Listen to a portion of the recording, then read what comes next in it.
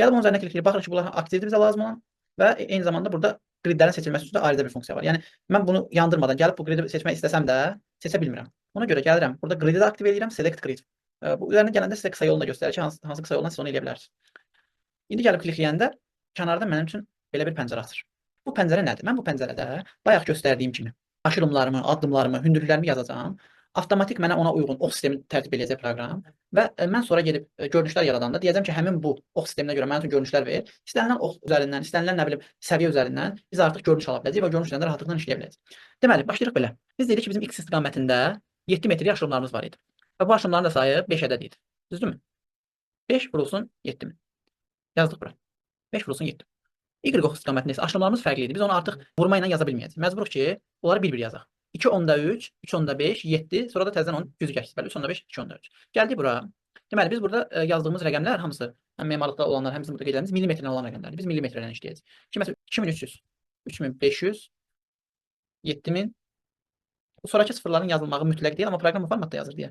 Mən ona görə onun kimi yazıram. Yəni burada bu sıfırları yazmasanız belə o nəticəyə təsir eləməyəcək.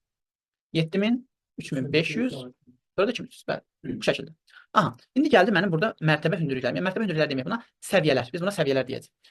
Hansı səviyyələr var bizdə? Gəlin baxaq. Bunun üçün biz artıq plana baxa bilməliyik. Bunun üçün biz gəlməliyik memarın bizə verdiyi kəsiyə baxmalıyıq.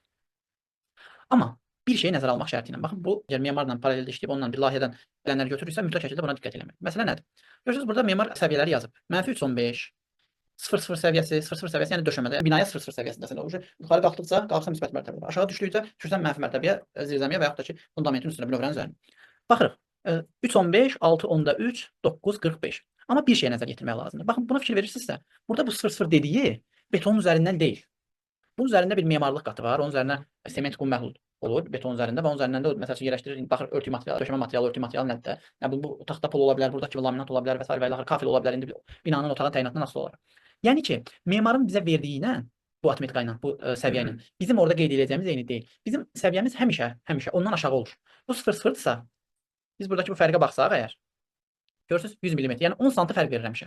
Yəni memar üçün bu səviyyə 0-0-dır, amma mühəndis konstruktor bunu 0-0 götürə bilməz. Mənfi 0-100 götürəcək. Yəni 10 sm memarın verdiyindən aşağı. Və yaxud da baxaq bir başqa səviyyədə. Qalxaq məsələn 315 səviyyəsində.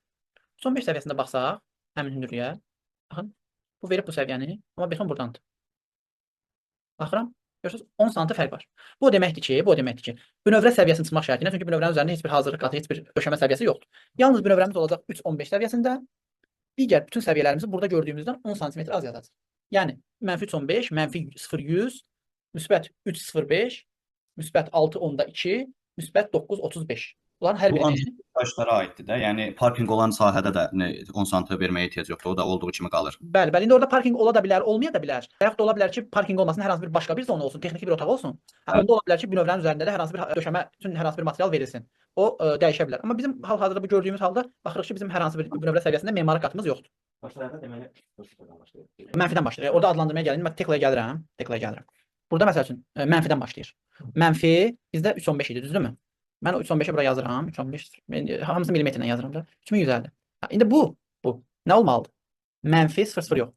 -100. 0.10, 0.10. Bəli, 0.10 o bir dənə də 0 öz atır da. Zaten o oxunmur. Zirzəmin ölçüsü yönəlləri ilə formalı. Yəni əslində bəli onu sual verdi Elnur bəy. Yəni zirzəmidə belə ola bilər ki, bəzən o səviyyə fərqi. Yəni ona biz baxmalıyıq. Yəni o mən necə getdim baxdım, sonra baxmalıyıq ki, görüm zirzəmi təmiz sətdir, beton sətdir, yoxsa onun üzərində memarlıq qatı var. Biz ona belə deyək də mühəndislik deyir memarlıq qatı. Memarlıq qatı indi ola bilər dediyim kimi də ora sadəcə elə belə Hazır dildə styaşka deyirik də. Loru dildə styaşka deyirik. Hələ lo şeydə inşaatda styaşka işləmisiniz, orada styaşka deyirlər. Yəni inşaat işləyir, elə oradan elə deyilir, styaşka verilir. 10 sm styaşkaya görə nəzərdə tutulur. O da indi 10 sm olmaya bilər, 15 sm ola bilər, 5 sm ola bilər. Bəli. Borulara falan görə nəzərdə tutulur. Bəli. Sanitar qovşaqlarda fərqli olur. Bəli. Qovşaqlar çünki həmişə aşağı olmalıdır. Sanitar qovşağın səviyyəsi normal döşəmə səviyyəsindən. İndi bizim buradakı səviyyələrimiz 305, 62, 935. Gedirik bunları yazırıq ora. Deməli 305 6 neçə idi bizdə? 6 2. Bizdə 945 idi. Biz yazacağıq neçə? 935. 935. Ay sağ ol. Bu belə.